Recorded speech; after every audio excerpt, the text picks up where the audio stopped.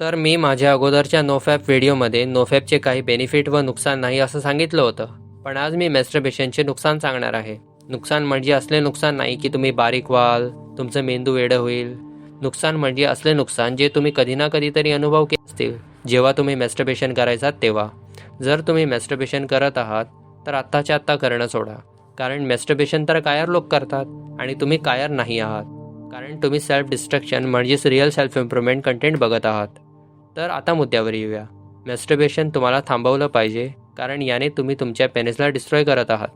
कारण तुम्ही रोज 3 वेळा 4 वेळा जर तुमच्या पेनिसला ताकदीने हलवत असाल तर तुम्हाला इरेक्टाईल डिस्फंक्शन होऊ शकतो. इरेक्टाईल डिस्फंक्शन म्हणजे तुमचा ताठ होणं बंद होऊन जाईल. नंतर फक्त नावाचे मर्द राहाल. कारण रोज ताकदीने हलवल्यामुळे तुमच्या पेनिसचे टिश्यूज आणि शिरा तुटून जातील, डिस्ट्रॉय होतील. दुसरं नुकसान म्हणजे तुम्हाला मॉर्निंग वूड येणं बंद होईल. मॉर्निंग वूड म्हणजे सकाळी सकाळी उठल्यावर आपल्याला जो इरेक्शन होतो पेनिसमध्ये ते होणं बंद होईल, जो की आपल्या बॉडीसाठी अनहेल्दी आहे. तिसरं नुकसान म्हणजे तुम्हाला लघवी करताना येणारं प्रॉब्लेम. जर तुम्हाला लघवी करताना साफ लघवी नाही होत, लघवी झाल्यासारखी वाटते पण होत नाही, तर तुम्हाला आत्ताच्या आत्ता मॅस्टरबेशन करणं थांबवलं पाहिजे. नाहीतर आफ्टर सीमन ज्याच्यासाठी तुमच्या पेनिस आहे म्हणजेच लघवी, त्यावर सुद्धा अडचण येईल. तर जितक्या लवकर होईल तितक्या लवकर स्वतःच्या पेनिसशी खेळणं सोडा.